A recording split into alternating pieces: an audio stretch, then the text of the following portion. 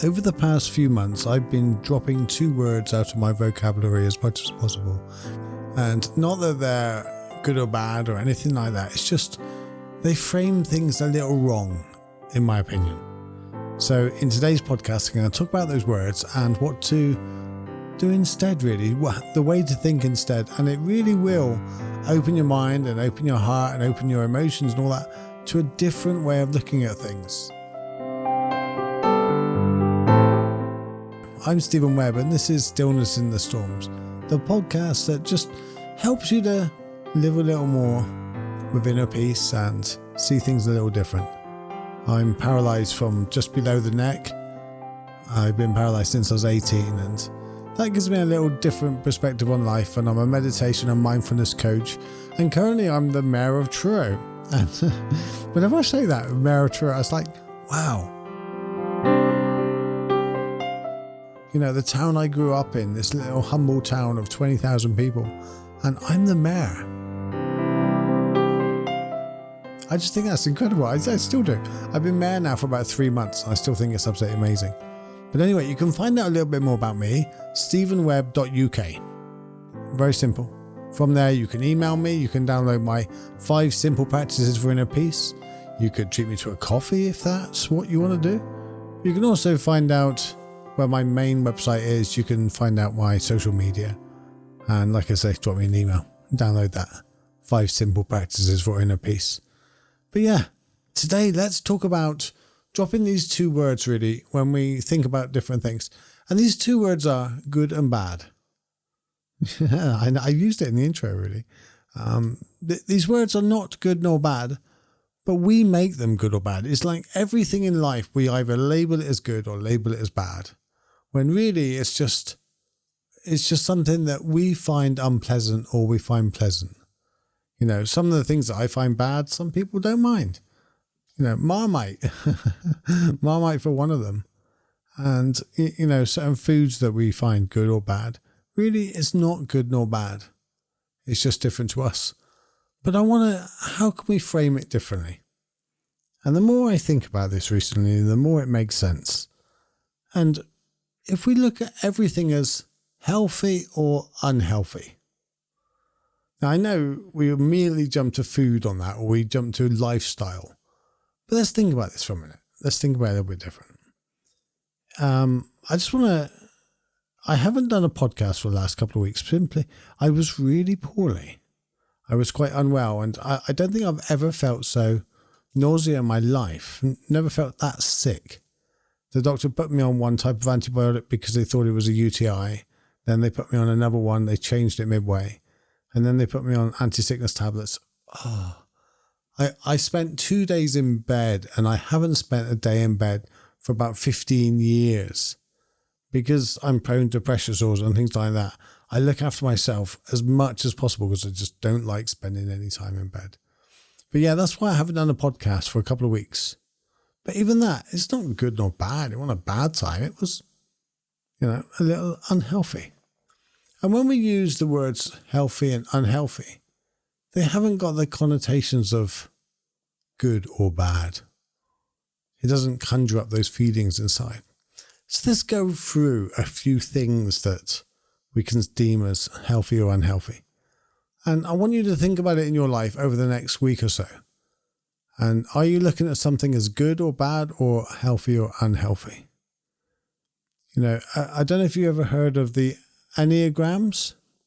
Well, they're like, there's 9 types of people. And they're not like star signs. They're not like, where was that star or planet the moment you were born? Not like that at all. There's 9 types, and they're based on the way you answer a few questions. They're really based on the way you react in certain situations. And when you have enough questions, it can determine the type of person you currently are and where you're coming from, your conscious level and things like that. And I'm a type 2. I'm a helper at the moment. I say at the moment because you can change through life. You know, you wouldn't have very many helpers very early on in life. You just wouldn't grow those kind of muscles and consciousness when you're like 8, 9 years old. You might do, but it's less likely. You're more likely to be one of the achievers and things like that. And each one of these things have a healthier and an unhealthier version. And as you grow up and as you get more conscious and as you open your mind and open your heart, you become more healthier version of that. But when we look at it as a healthier and unhealthier version, we don't look at it as, that's a bad version of me. I don't like that. It's just an unhealthy version. The version that eats donuts, that eats chocolate. I got a chocolate bar sat in front of me now, and being a type 2 diabetic, it's not that good, but I've just really fancied chocolate. So I've got one sat in front of me. Maybe I use it as a bit of reward for doing a podcast, recording and uploading the podcast. But yeah, that's an unhealthy version. So I don't label it as a bad version of me, because when you label it as bad, it just feels bad, doesn't it? But when you say unhealthy, you go, yeah, that's not a healthy decision. And we can look at that for everything. Food, obviously, but we can look at opinions. Is that a healthy way of having opinions, or is it an unhealthy way? And I'll give you an example. An unhealthy opinion is, my opinion, it's right, it's fact, and no one's going to change it. A healthy opinion is, well, look, I got that opinion. That's the way I think at the moment with my present information. But when more information comes along, I'm willing to change that opinion or expand it or grow it. So you got the two different types. So I think you're probably getting the gist of where I'm going now. So whether it's opinions or beliefs and all that, it's when they're more regimented, they may be slightly less healthy. And another one is mindfulness. Surely all mindfulness is healthy. Is it really? What if you use mindfulness to become a sniper? Now you could argue some snipers are not so bad. You could argue it's the actions. You could argue they're part of the army or part of the good side. But if mindfulness is used to carve up a body or to plan things that are not that good or not that healthy, really, for society, is mindfulness always good? No, see? So even mindfulness, you can have a healthy and an unhealthy version. So you can look at everything you're doing or what you're doing. Is this a healthy or an unhealthy version? Ego. Ego is another one. I'm a mayor of Truro. I've got an ego. I'm a meditation and mindfulness coach. I've worked hard to grow my ego up. When I say grow my ego up, I mean by becoming less attached to it, allowing the ego to drive me. Of course I've got an ego. It's the ego that wants to enjoy life. It's the ego that does enjoy life. It's the ego that enjoys being here. But is that ego everything? Is there something beyond the ego? So when you don't allow the ego to control you so much, that would be a healthier version of your ego. Again, not good nor bad, just a healthier version.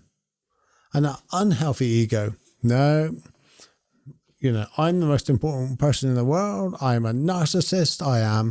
The world revolves around me. I know everything. And, you know the type, the one I was 15, 20 years ago. Every teenager should be slight narcissistic tendencies. It becomes unhealthy if you get so ingrained and attached in them and you don't move them on. A healthy teenager is someone that's really digging into their opinions and beliefs and, hey, look, I'm here. Hey, look, the world does revolve around me a little. Because it's got to revolve around you before you can drop that, the world revolves around me. Perhaps it doesn't. You've got to have that egocentric view of the world from your worldview is just me, just the people around me, before you can expand it further. It's like you've got to see your brothers and sisters, your family's version of their worldview or their conscious view, should you say, before you can expand it to the group and then the world. So it's always growing up. It's always growing it and moving it towards the healthier side, but it's not necessarily getting rid of the unhealthy side. Dab in it a little bit, enjoy it, have that bar of chocolate, have the donut occasionally, but recognize that's not the most ideal and healthy way. So emotions are another thing we can look at. Every emotion, anger is the perfect emotion. Everybody experiences anger from the age of about, probably 9-10 months. And especially a little after, when they're starting to develop what they like, what they want. That little tantrum, the terrible twos. They're experiencing anger. They have no idea what it is. They have no idea this rage inside of them because they want to do something that's completely unreasonable to the parent. I remember when I was about 6 years old and I wanted to walk to the local village because at the time the garage stations used to give away these blue Smurfs. I had no idea you had to put £6 worth of fuel in to get them. But I wanted to go to the garage because I knew they give away them free. It was about 3 miles away, maybe 4. And I was 6 years old, and I wanted to walk. And my mum was so unreasonable, ridiculously unreasonable. I knew where the garage was. Why couldn't I go there?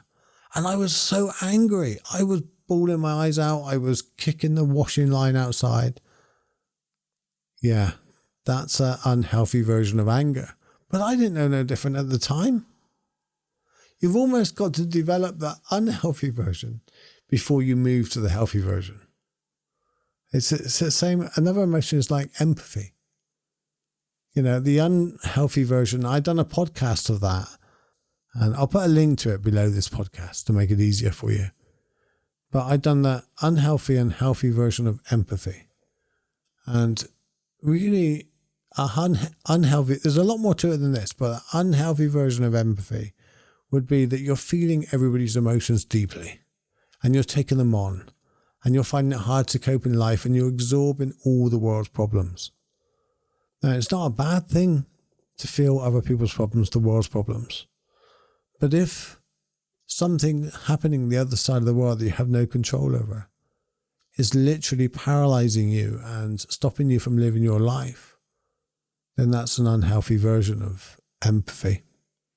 But you have to almost go through the unhealthy version before you can go to the healthier version.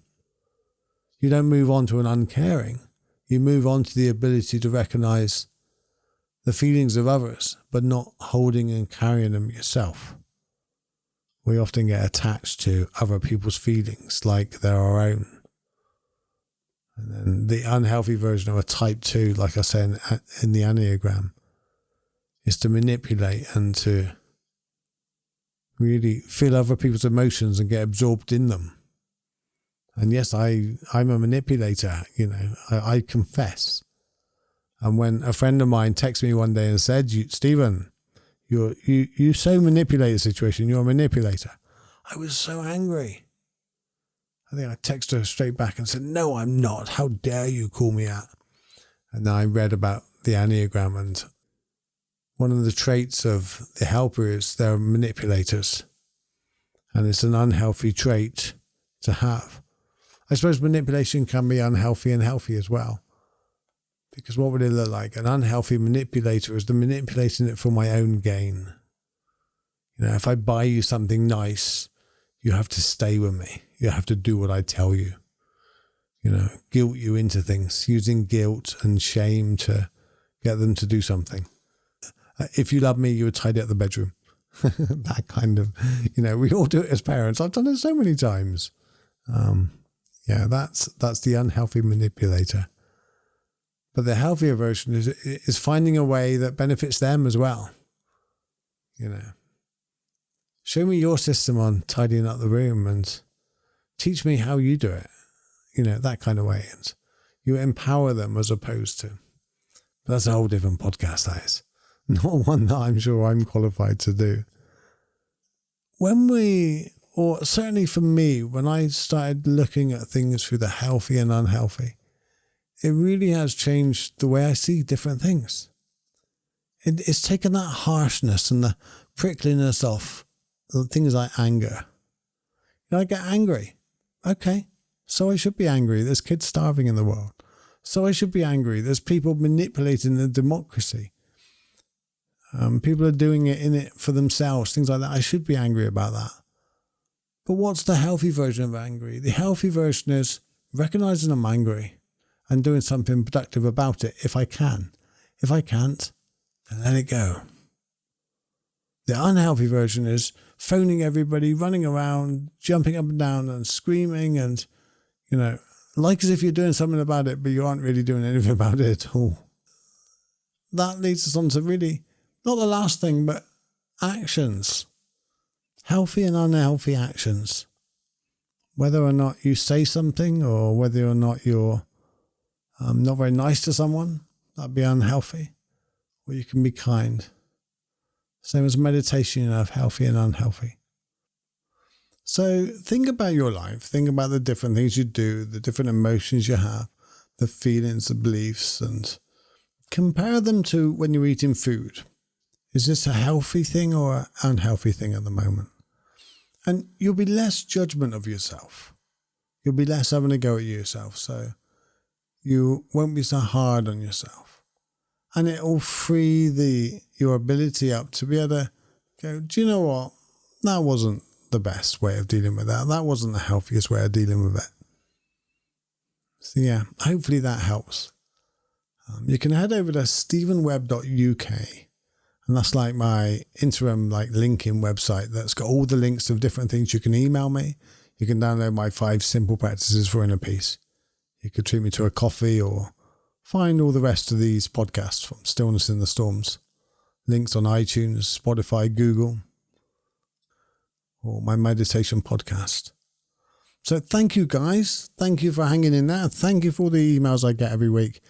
It's really appreciated. And I know this year I'm massively crazy busy and I've got some major big things on right now with the city council and all, but I like hearing from you. I like doing this podcast. I like keeping in touch and I like going live on my Facebook page sometimes, but I am a little busier at the moment and I'm only mayor for 12 months and I'm really digging in and really making the most of it.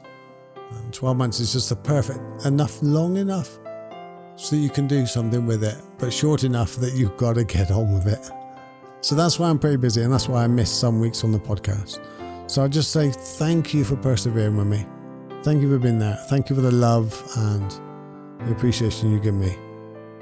You guys are great and I wouldn't be doing this if it wasn't for you listening and for all the shares and the support you give. So yeah, head over to stevenwebb.uk and you can drop me an email. Thank you. Take care. Have a good one. I love you.